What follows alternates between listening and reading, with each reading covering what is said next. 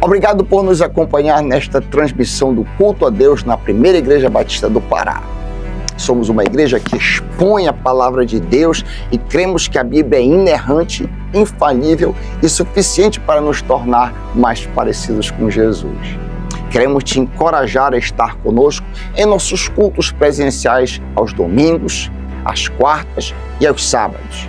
Assim, poderemos celebrar juntos o Deus vivo e aprendermos mais as verdades de sua palavra. Se você tomou alguma decisão, entre em contato conosco através do nosso site e das redes sociais. Queremos orar por você e ajudá-lo na sua caminhada com Cristo. Que Deus te abençoe copiosamente em nome de Jesus. Amém.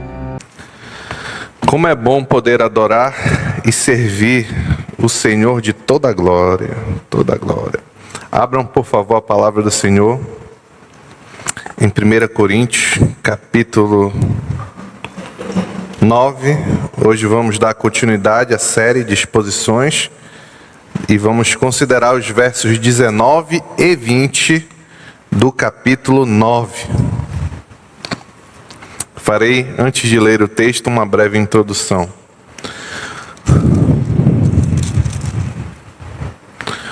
Um segredo para que alguém seja um bom amigo ou uma boa amiga é que essa pessoa não pode ser o tempo todo autocentrada, centrada em si mesmo.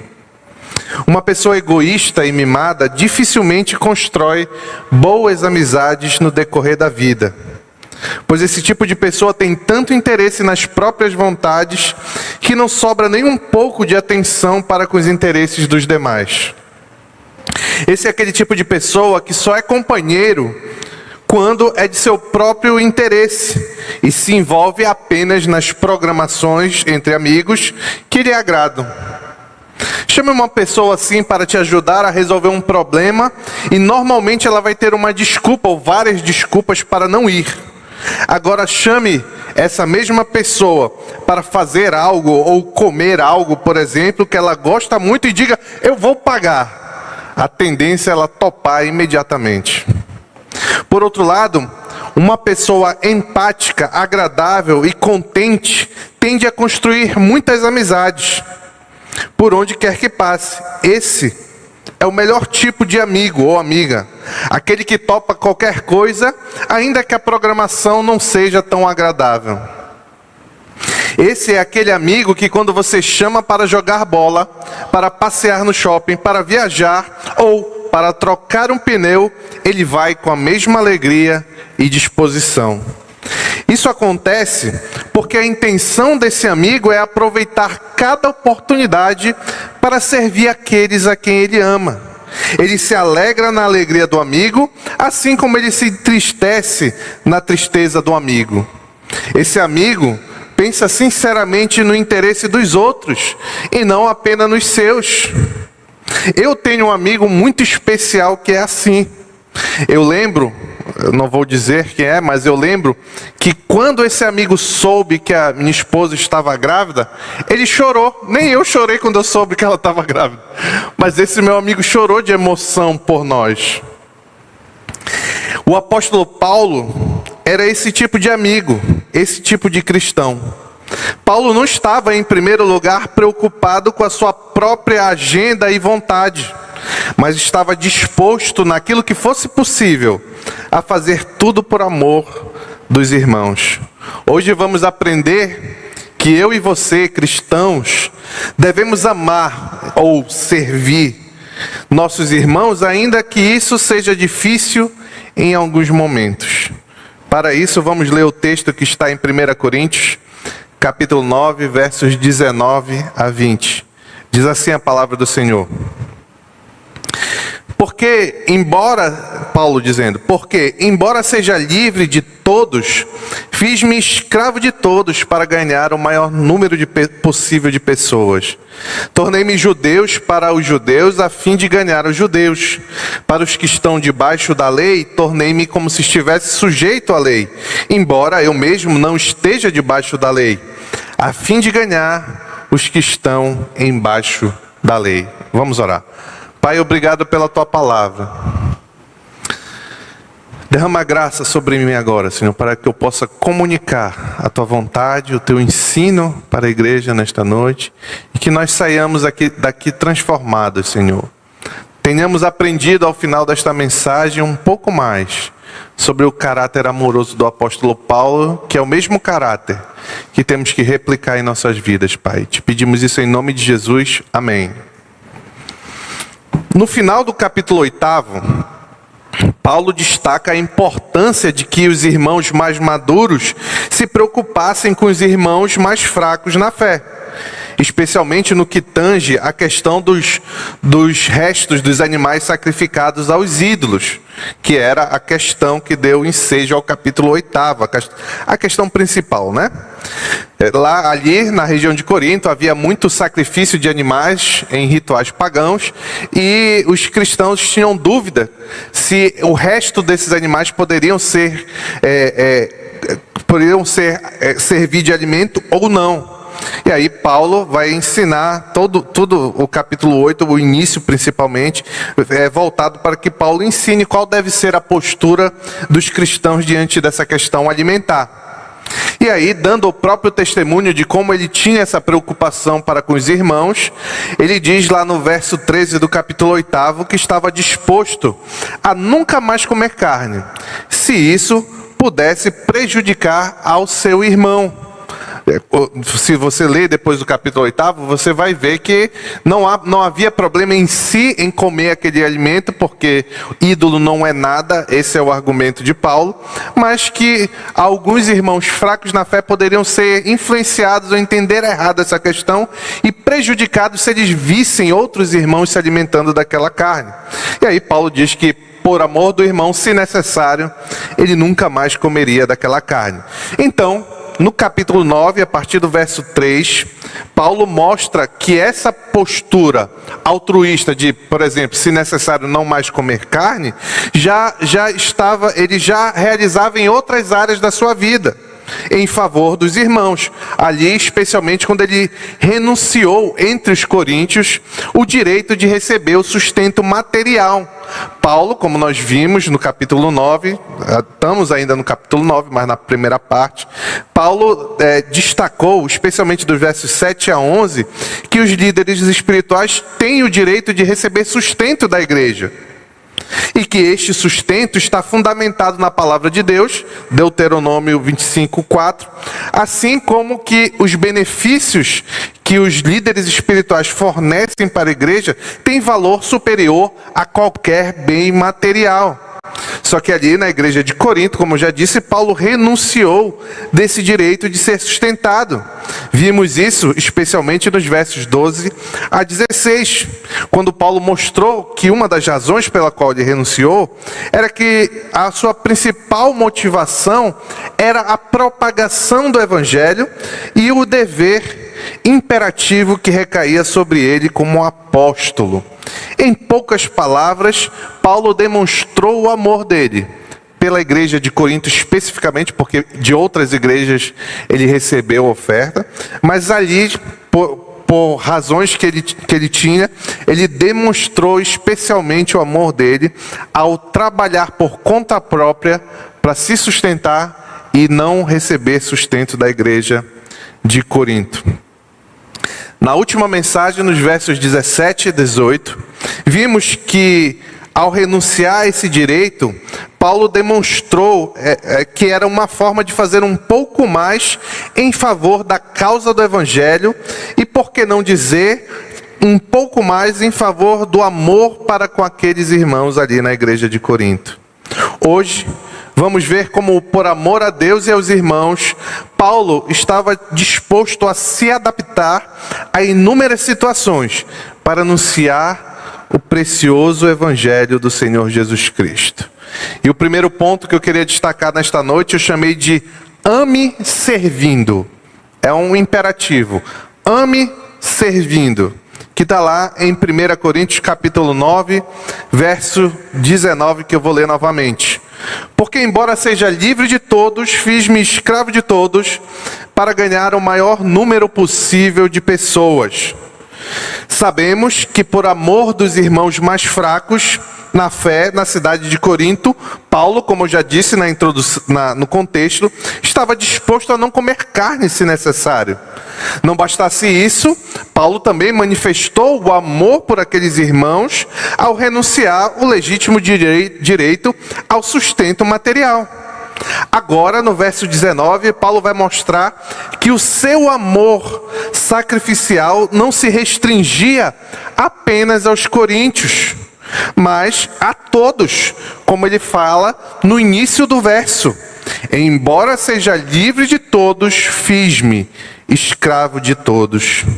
Paulo possuía completa liberdade para comer o que bem entendia, assim como possuía a liberdade para receber o seu sustento como mestre da igreja. Porém, por amor, e ali especialmente em Corinto, Paulo se fez escravo de todos, mas não apenas em Corinto. Paulo agia assim principalmente pois ainda que fosse livre de todos, ou seja, não tivesse obrigação para ninguém, ele não era livre diante do Senhor. Ele estava submisso à vontade de Deus e submisso à lei de Cristo. Paulo amava os seus irmãos, porque é isso que o Senhor nos chama a fazer, amar os nossos irmãos, e por isso os servia, como ele diz, como escravo, independente de direitos pessoais e condições. Paulo escolheu ser servo de todos os crentes, como ensinara o Senhor Jesus. Abra a palavra do Senhor em Mateus capítulo 20, vamos ler dos versos 25 a 28. Mateus capítulo 20, dos versos 25 a 28. Jesus os chamou e disse: vocês sabem que os governantes das nações as dominam, e as pessoas importantes exercem poder sobre elas. Não será assim entre vocês, ao contrário, quem quiser tornar-se importante entre vocês deverá ser servo, e quem quiser ser o primeiro deverá ser escravo. Como o Filho do Homem, que não veio para ser servido, mas para servir e dar a sua vida em resgate de muitos. O apóstolo Paulo levou muito a sério este ensino de Cristo. É por isso que a vida dele, em primeiro lugar, era para servir e dar a vida, não em resgate, porque Cristo é o nosso resgatador, nosso redentor, mas dar a vida de alguma forma por amor dos irmãos. Com esse padrão de comportamento, Paulo imitava o Senhor Jesus, que não veio para ser servido, não era a principal intenção de Paulo ser servido, inclusive com o sustento, que era um direito que ele tinha, especialmente ali em Corinto, mas para servir. E Paulo não servia sem propósito.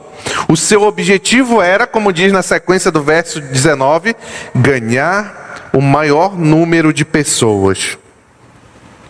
Ao mencionar esse objetivo, Paulo não está se inserindo em uma competição por almas. Eu quero ganhar mais do que fulano, beltrano ou ciclano. Mas Paulo está querendo destacar que para atingir o fim de resgatar, por ser um instrumento de Cristo, para resgatar os perdidos, Paulo estava disposto a todo tipo de sacrifício, por amor aos eleitos de Deus, como ele mesmo, Paulo, ensinou ao escrever a Timóteo. 2 Timóteo, acompanhe na sua Bíblia. Eu posso ser alguém que está querendo enganar você. Então você deve ler na sua Bíblia para ver se tudo que eu digo é assim mesmo. 2 Timóteo, capítulo 2, verso 8 a 10. 2 Timóteo, capítulo 2, verso 8 a 10. Eu falei capítulo 8, né? 2 Timóteo, capítulo 2, versos 8 a 10. Lembrem-se de Jesus Cristo, ressuscitado dos mortos, descendente de Davi, conforme o meu evangelho, pelo qual sofro, Paulo, e até estou preso como criminoso. Contudo, mesmo preso, Paulo continuou amando os irmãos. Ele diz: contudo, a palavra não está presa, porque ele continuou pregando aos que iam visitá-lo, continuou escrevendo as suas cartas da prisão. Então, a palavra de Deus não estava presa. Por isso, está aqui, Tudo suporto por causa dos eleitos, para que também eles alcancem a salvação que está em Cristo Jesus com glória eterna. Isto é um padrão de forma de pensar, de comportamento, de motivação do apóstolo Paulo. Ele fazia tudo, ele entregava a sua vida, ele estava disposto a sacrifícios para que o Senhor Jesus, para que, como eu disse aqui no início do culto, a luz de Cristo resplandecesse nas trevas dos eleitos de Deus. Assim, Paulo demonstrou que ele era servo de Jesus Cristo. Aqui é muito importante, preste atenção. Paulo demonstrou que ele era servo de Jesus Cristo ao ser do povo de Cristo. Essa relação é inseparável. Você enxerga que Paulo ao ler as páginas da Bíblia, que Paulo é um verdadeiro servo de Cristo, porque ele servia a igreja de Cristo. Paulo demonstrou ao fazer isso que ele não só ensinava, mas vivia o que ele ensinava. Como nós lemos em Gálatas capítulo 5, verso 13. Preste atenção no texto que fundamenta esse princípio que eu acabei de dizer, de que quem quer servir a Cristo deve servir ao irmão. Gálatas capítulo 5, verso 13. Irmãos, vocês, a igreja, os crentes, vocês foram chamados para a liberdade, mas não usem da liberdade em Cristo, em outras palavras, para dar ocasião à vontade da carne, para viver da forma que é melhor, mais confortável, que mais te agrada. Não use esta liberdade que você recebeu em Cristo para você mesmo. Ao contrário, sirvam uns aos outros mediante o amor. Era este amor que Paulo estava ensinando, que ele servia ali na igreja de Corinto, mas não apenas ali, em todos os lugares, por causa desse amor. E aqui, claro que há lições variadas para mim e para você. Entenda isso de uma vez por todas, meu irmão e minha irmã. Servir a Deus envolve necessariamente, obrigatoriamente, servir ao irmão. Servir a Deus envolve necessariamente servir ao irmão. Você só servirá a Deus adequadamente se de alguma forma servir ao seu irmão. Quando você louva aqui no ministério de louvor, quando eu prego, quando você na integração recebe as pessoas, quando você no núcleo de oração está orando pelos irmãos, qualquer outra atividade que você possa exercer de serviço a Deus, ela é representada por você servir ao seu irmão. Quando eu prego, eu estou servindo a Deus. Mas esse serviço só tem valor, eu estou aqui também porque eu estou servindo a vocês. Quando o Vitor está cantando, usando o dom e talento que o Senhor Deus deu para ele não está apenas louvando ao Senhor, ele está louvando a Deus, mas ele também está servindo os irmãos com esses dons. Quando você é recebido carinhosamente ali na frente, aquele servo do Senhor que está na integração, ele está servindo a Deus na medida que ele serve os visitantes, dá boa-vinda a todos os irmãos e etc. Essas coisas são inseparáveis. É por isso que é muito importante a igreja local para que você desenvolva o caráter de servo de Deus. A pessoa que não tem igreja, como é que é servo de Deus? O desigrejado que acha que pode viver a sua religiosidade, tem muito maluco que pensa que pode viver seu cristianismo sozinho. E como é que ele serve a Deus? Como é que ele serve a Deus? Ele fica lá no quarto dele louvando para Deus, aí ele está servindo a Deus? É claro que não. A expressão do meu e do seu serviço para com Deus envolve necessariamente eu atuar em favor de alguém. É por isso que tem dois mandamentos principais, inseparáveis e indissociáveis, cuja a sequência elas se complementam. Quais são os dois maiores mandamentos? Ama o Senhor teu Deus de todo o coração e o teu próximo como a ti mesmo. Não dá para fazer só um ou outro. É claro que nós não fazemos imperfeição nenhum nem outro. Mas a ideia de eu achar que posso separar, amar só os irmãos e não amar a Deus é impossível. Amar só a Deus e não amar os irmãos é impossível. Lembrem, biblicamente, servir e amar são dois lados da mesma moeda. Pastor, o senhor está inventando isso. O senhor está inventando. Não está escrito isso exatamente no texto que nós lemos, eu acho. Está. Mas, se você ainda tem dúvida, leia 1 João capítulo 4, verso 20 e 21. 1 João capítulo 4, versos 20 a 21. Eu vou ler e você acompanha na sua Bíblia. Se alguém afirmar, qualquer pessoa afirmar, eu amo a Deus, amar... Deixa eu dizer uma coisa aqui, uma introdução importante, meu irmão. Na Bíblia, amar e servir é mais ou menos a mesma coisa. Amar, biblicamente, é você ser usado como instrumento para, de alguma forma, fazer o bem e ajudar o outro.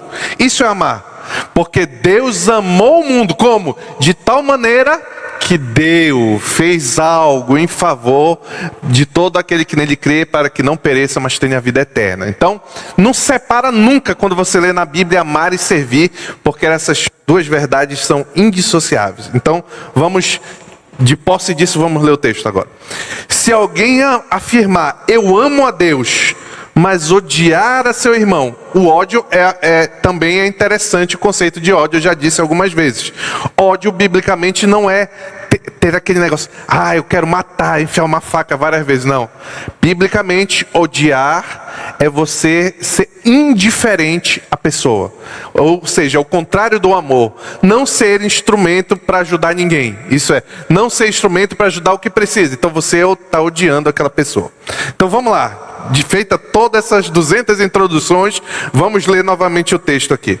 Se alguém afirmar, eu amo a Deus, mas odiar o seu irmão é mentiroso. Pois quem não ama ou não serve ao seu irmão, a quem vê, não pode amar ou servir a Deus a quem não vê. Ele nos deu este mandamento: quem ama ou quem serve a Deus, ame, sirva também seu irmão. E aí vai uma pergunta para mim e para você: a quantos irmãos você tem amado? Ou melhor, a quantos irmãos você tem servido ou sido fonte de bênção? A sua vida tem de alguma forma apoiado, ajudado, edificado algum irmão? Tem exemplos que você pode pensar para saber se você está fazendo isso ou não. Você ora pelos seus irmãos, é uma forma de amar. Você ouve os seus irmãos quando eles querem conversar, desabafar, dar bons conselhos, dar tempo e atenção aos irmãos que precisam de vocês. Ajuda material se você pode e alguém precisa. Como a sua vida, e está aqui, é assim que se cumpre o mandamento de amar ao próximo, tá bom? É assim que se cumpre o mandamento de amar aos irmãos. Você ama alguém quando a sua vida, de alguma forma, está ajudando alguém. Em que ocasião você tem sido, como Paulo, escravo dos seus irmãos por amor? Fazendo algo que talvez não te agrade tanto. Lembrem, o escravo não é o que faz o que é confortável, mas aquele que faz o que o seu senhor manda. Aquele que é guiado por um comando imperativo. Paulo, por amor dos irmãos, ele estava disposto a muito sofrimento, a fazer coisas que não eram talvez mais confortáveis a ele. Certamente Paulo fez muitas dessas coisas. Mas e você? O quanto você tem sido um instrumento para fazer bem para os outros, mesmo que isso seja desconfortável para você? Tem muita gente que ajuda de alguma forma quando é fácil. É aquilo que tá na roda do que ele está fazendo ali diariamente, aí ele para ali um minuto, dá aquela orada. Mas o quanto é que você pega um caminho maior? Quando é que você pega um caminho maior? Se sacrifica um pouco mais em favor de outro. Se entrega um pouquinho mais, anda mais uma milha. Quando é que você faz algo que, apesar de trazer para mim e para você um desconforto, não sei aquilo que eu gosto, eu não sou tão bom em fazer isso, mas quando é que, apesar de você ter essa percepção, você faz um pouco mais? Será que Paulo gostava de trabalhar sem receber o sustento? Ele se gloriava nisso, por ter esse privilégio. Mas, assim, no sentido humano, será que era prazeroso para Paulo? Claro que não. Nós precisamos fazer, porque Deus nos comanda a fazer. E nós, se amamos a Deus, necessariamente devemos amar os nossos irmãos. E isso envolve, às vezes, fazer coisas que são difíceis. É normal.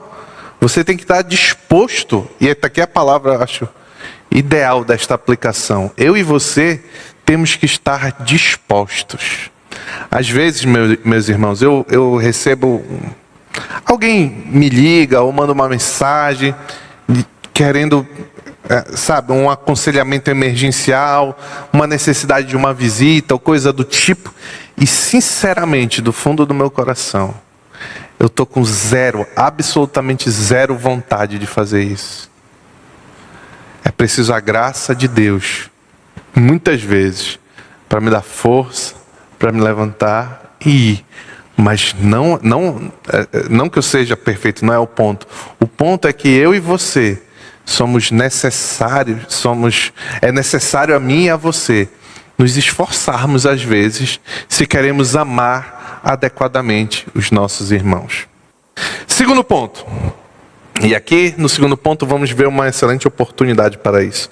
Ame, o primeiro era ame servindo, o segundo é ame evangelizando. Está lá no verso 20, Paulo diz: tornei-me judeus para os judeus, a fim de ganhar os judeus. Para os que estão debaixo da lei, tornei-me como se estivesse sujeito à lei, embora eu mesmo não esteja debaixo da lei, a fim de ganhar os que estão debaixo da lei. Paulo começa mostrando que, como escravo dos judeus, por amor dos judeus, Paulo os serviu. E ele diz como? Ele diz lá no início do verso 20: tornei-me judeu para os judeus a fim de ganhar os judeus. O que Paulo quer dizer com isso? Sabemos que depois da conversão, Saulo, que passou, não é que ele mudou de nome não, mas ele passou a ser mais conhecido como Paulo, abandonou as antigas práticas e rituais judaicos. Lembre-se, Paulo não era qualquer tipo de judeu. Paulo era um fariseu, a seita mais severa e rígida dentre os judeus. Antes de sua conversão, certamente, Paulo era rigoroso quanto à guarda do sábado, a dieta judaica, com certeza um profundo defensor da circuncisão, dentre outras coisas. Porém, após a sua conversão, Paulo compreendeu que diante do Evangelho de Jesus Cristo, essas coisas foram esvaziadas, perderam significado, perderam substância, como inclusive ele ensinou aos irmãos da igreja da Galácia, em Gálatas capítulo 5, verso 6. Escute, ou acompanhe aí na sua Bíblia, Gálatas 5, 6. Porque em Jesus Cristo, ou em Cristo Jesus, nem a circuncisão, nem a incircuncisão tem efeito algum, mas sim a fé que atua pelo amor. E aqui Paulo está falando que ele está esvaziando completamente qualquer tipo de importância do ato de se circuncidar dos judeus. Quem não sabe, a circuncisão é o corte do prepúcio do homem, do menino, ao 8º dia. Se você se tornasse judeu, adulto era quando você se tornasse judeu, da religião judaica, não judeu por nascimento, mas da religião judaica. Então, esta prática judaica é importantíssima para o judeu até hoje. Importantíssima. Quando Paulo diz que nem a circuncisão, nem a incircuncisão tem efeito algum, você pode usar esse argumento para tudo mais, para todas as demais práticas e rituais judaicos, porque essa é uma das mais, se não a mais importante para o judeu. Por isso que se você derrubou mais, você derrubou menos também. Em outras palavras, Paulo entendeu que a luz do Evangelho de Cristo, entendeu corretamente, que a luz do Evangelho de Cristo, todos esses rituais judaicos, eles foram esvaziados, perderam o significado. Não tem, como ele diz no texto, efeito algum. Ainda assim, mesmo sabendo disso, diante dessa nova compreensão cristã, Paulo não hesitava em se adaptar aos seus antigos costumes judaicos, a fim de ganhar os judeus. Aqui estão alguns exemplos bíblicos do que eu estou dizendo. Paulo mandou circuncidar Timóteo por causa dos judeus. Atos 16, verso 3. Inclusive tem uma curiosidade. Por que Paulo não teve problema em mandar circuncidar Timóteo e resistiu bravamente, não quis que circuncidasse, se eu não me engano, Tito? É uma pergunta que às vezes se levanta. Porque Timóteo era filho de judeu e Tito era gentil. Se Paulo fosse instrumento para circuncidar um gentil, aí tudo que ele ensinava caía por água abaixo. Mas Timóteo não tinha problema nenhum circuncidar Timóteo, porque ele era de origem judaica, filho de judeu. Acho que é a mãe dele que era judia. Então, fechando o parênteses, quando foi que Paulo se adaptou de alguma forma para alcançar, a fim de ganhar os judeus, como nós lemos? Com Timóteo, mandou circuncidar por causa dos judeus, Atos 16, 3. Ele próprio fez um voto de nazireu para expressar gratidão a Deus por livramento, Atos 18, 18. Ele se uniu a 4 nazireus em seus ritos de purificação e pagou as despesas deles para a oferta sacrificial, Atos 21, 23, 24 e 26. Capítulo 21, versos 23, 24 e 26. Ao revelar esses procedimentos, Paulo mostrava ali para a igreja de Corinto que os sacrifícios que ele fazia para servir a Deus e amar, quais sacrifícios ele fazia para servir a Deus e amar os irmãos. Por isso, quanto aos eleitos irmãos judeus que sairiam do judaísmo para o cristianismo, em favor deles, Paulo faz o que ele diz na sequência do texto. Para os que estão debaixo da lei, tornei-me como se estivesse sujeito à lei. Aqui Paulo tem em mente a lei de Moisés. E com essa afirmação, vemos que Paulo não se colocava diante dos judeus com crítica severa contra o judaísmo. Isso poderia ter fechado as portas do evangelismo junto aos judeus.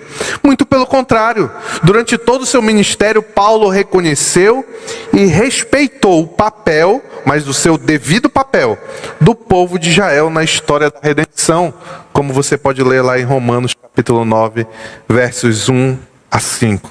Assim, notem que é muito importante o objetivo aqui. Para evangelizar esses judeus, Paulo não via problema em observar alguns dos seus costumes, mesmo que internamente para ele isso não tivesse muito significado. Paulo é o grande defensor na Bíblia da liberdade cristã, inclusive da liberdade contra essas práticas. É importantíssimo para que eu e você compreendamos essa postura de Paulo, nós irmos para a razão, para o fundamento, para a raiz do porquê ele fazia isso. Porque Paulo se adequava a alguma dessas práticas. É o que ele vai dizer no final do verso 19, 20. A fim de ganhar, com o objetivo de ganhar os que estão debaixo da lei. Ou, em outras palavras, com o objetivo de evangelizar. Falar sobre o Evangelho de Cristo para os que estão debaixo da lei ou para os judeus. Com isso, Paulo colocava em segundo plano a sua própria liberdade cristã, temporariamente, para evangelizar os judeus, embora eu mesmo não esteja debaixo da lei. O propósito de Paulo em obedecer eventualmente à lei judaica era encorajar os judeus a quem ele tinha oportunidade a ouvirem o evangelho e se converterem a Cristo Jesus. Paulo não está falando desta prática, preste atenção que isso aqui é importante para você, para mim. Paulo não está falando desta prática como um incentivo para os cristãos que haviam sido convertidos do judaísmo. Esses já experimentavam a liberdade. Ele usava essas práticas como um método evangelístico.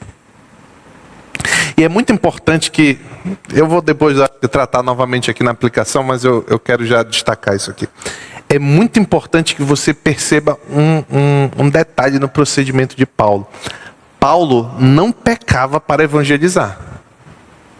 Tem muita gente que lê esse texto aqui, que a primeira parte é hoje, e a segunda parte, se Deus quiser, vai ser sábado que vem, e diz assim, não, então Paulo era como judeu para os judeus, Paulo era como gentil para os gentios, então eu vou para o carnaval para evangelizar no carnaval, eu vou para a festa, eu vou beber para evangelizar meus amigos que bebem, eu vou me vestir de forma indecorosa, indecentemente, para evangelizar meus amigos, minhas amigas que se vestem da mesma forma. Não, Paulo não está negociando com pecado. Paulo está usando a liberdade dele, fazendo práticas que não são pecaminosas em si, com o objetivo de alcançar e evangelizar. Simples assim. Eu já até me perdi onde é que eu estava. Paulo fazia tudo isso porque ele desejava que os judeus ouvissem do Evangelho de Cristo e fossem alcançados pelo poder libertador do Evangelho. Ele desejava para aqueles que estão debaixo da lei, que ele deixassem de estar para experimentar a liberdade que há em Cristo. Essa liberdade que é experimentada apenas por aqueles que foram convertidos pelo poder do Espírito Santo, mediante a pregação do Evangelho.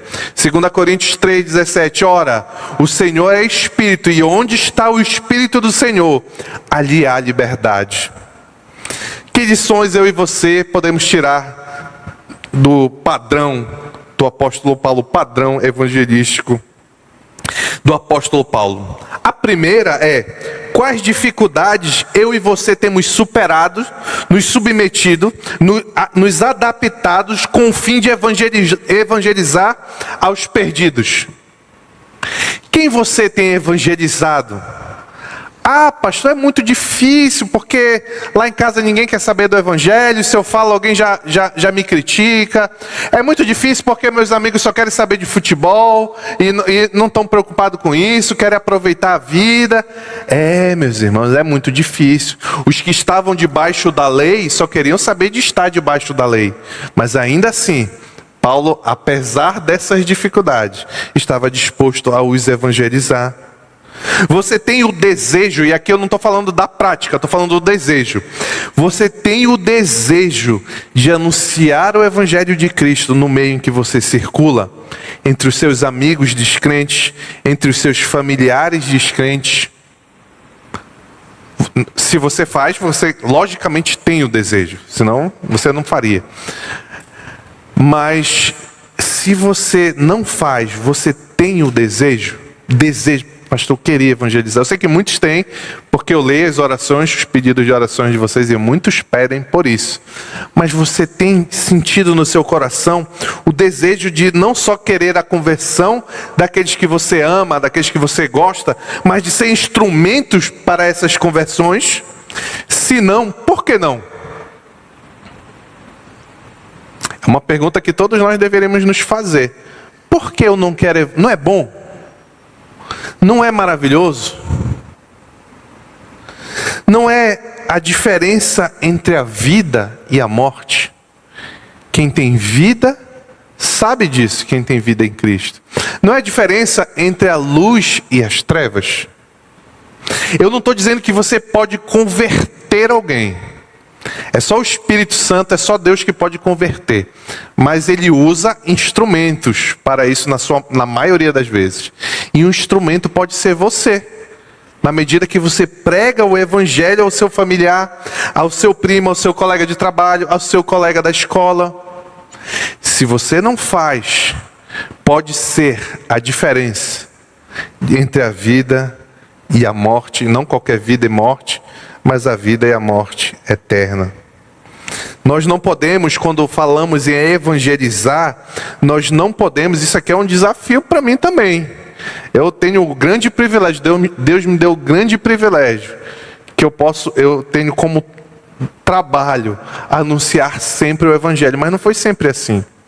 E eu tinha o desejo, mas eu tinha muita vergonha e muita dificuldade.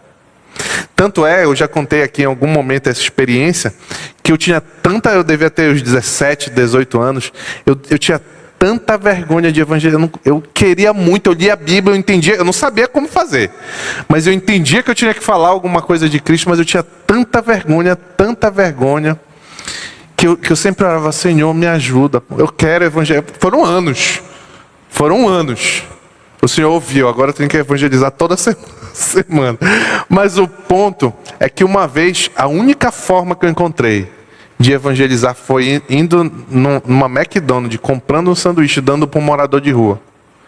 E eu estava tão envergonhado que eu disse assim, a minha evangelização foi assim: se o Senhor quer, quero. Nem só de pão viverá o homem, mas de toda a palavra que procede da boca de Deus. Aí fui embora correndo. Mas isso, depois disso, não quer dizer que eu melhorei, não. Passei muitos anos tendo muita dificuldade. Hoje eu tenho, digamos, uma maior facilidade de falar para aqueles que... Eu ainda sou tímido, mas eu tenho um pouco maior facilidade. Mas pode ser difícil para você. Pode ser difícil, às vezes eu sei que é difícil. Eu tenho muita dificuldade, eu já fiz. Mas eu tenho muita dificuldade, por exemplo, de insistir na evangelização do meu irmão, que não é crente. Eu tenho muita dificuldade. Eu tento falar uma palavra ou outra aqui e tudo mais. Mas o meu ponto é justamente esse para mim e para você. Apesar das nossas dificuldades, nós temos de fazer. Quantos judeus não estavam dispostos a ouvir a evangelização de Paulo? É possível que a grande maioria. Paulo começava a falar de Jesus, o camarada dizia: Paulo, para. Tu era fariseu, Paulo. Para com essa tua graça. É muito provável que, não com esse linguajar, né? Mas que algo parecido acontecesse. Eu e você não podemos ser limitados pelo nosso conforto na evangelização. Você não deve querer evangelizar só quando todas as circunstâncias são favoráveis. Vai ter um impacto evangelístico. Aí está uma galera, todo mundo apoiando um ao outro, e aí todo mundo evangeliza. Não é dizendo que é fácil, e nem que não é importante. Mas você não é chamado a evangelizar só quando está tudo favorável. É quando está desfavorável, quando você está na faculdade, que todo mundo lá é ateu, e você vai falar de Cristo. Escreve um trabalho de TCC sobre Cristo. Eu lembrei disso por causa do Léo, está bem aqui na minha cara. Lá no meio da faculdade você escreve sobre... Quando alguém perguntar algo, você crê nisso, você crê naquilo. Não, eu sou criacionista. Eu creio que Deus criou os céus e a terra. Isso não é fácil. Não é fácil. Eu creio que a solução para o problema do mundo é Jesus Cristo. Não é a educação, não é o partido A, o partido B, o partido C. Não, a solução, a salvação, só o que pode tirar o mundo das trevas é o Senhor Jesus Cristo. Você tem Cristo? Isso não é fácil. Fazer isso muitas vezes não é fácil. Mas Paulo fazia, mesmo não sendo fácil, e nós devemos fazer também. Não deixe a vergonha lhe dominar. Não deixe o temor dos homens lhe dominar. Eu falo como alguém que muitas vezes ainda é dominado pela vergonha e pelo temor dos homens. Muitas vezes eu quero, mas eu fico envergonhado. Pode não parecer porque eu estou pregando aqui, mas com pessoas estranhas, geralmente eu sou bastante tímido. Eu tenho desejo no meu coração, mas eu não consigo. E aí, se você é igual a mim, nós estamos aqui para aprender, à luz da palavra do Senhor, que nós devemos nos esforçar um pouco mais. Amém? Paulo conclui. Porém, você não deve usar Jamais, o que eu antecipei aqui, o intuito de evangelizar para pecar. Não existe exceção para isso. Não existe apenas nenhuma exceção. Não existe nenhuma exceção que autoriza o crente a pecar. Que o pecado é agradável a Deus. Não existe se envolver no mundanismo com a desculpa de evangelizar. É pecado e não é agradável a Deus. Tá certo? Eu já antecipei aqui comentando. Você não vai se submeter a práticas pecaminosas com a suposta desculpa de que não faço isso para evangelizar. Como Paulo, que entre os judeus se fez de judeus, entre os gentios se fez de gentios. Não, você está interpretando totalmente errado esse texto. Concluindo, Paulo era um bom amigo, um excelente amigo dos eleitos de Deus, pois se esforçava para se adaptar à realidade dos perdidos com o objetivo de construir uma ponte, uma oportunidade para pregar o evangelho do Senhor Jesus Cristo. Assim como o apóstolo Paulo não foi refém dos seus desejos, direitos e necessidades, nós também devemos nos livrar da nossa vergonha e temor de homens para anunciar o evangelho do Senhor Jesus. Semana que vem, nós vamos ver como Paulo fazia o mesmo por amor aos gentios. E o que mais ele estava disposto a fazer por amor a Deus e aos irmãos. Em nome de Jesus, amém.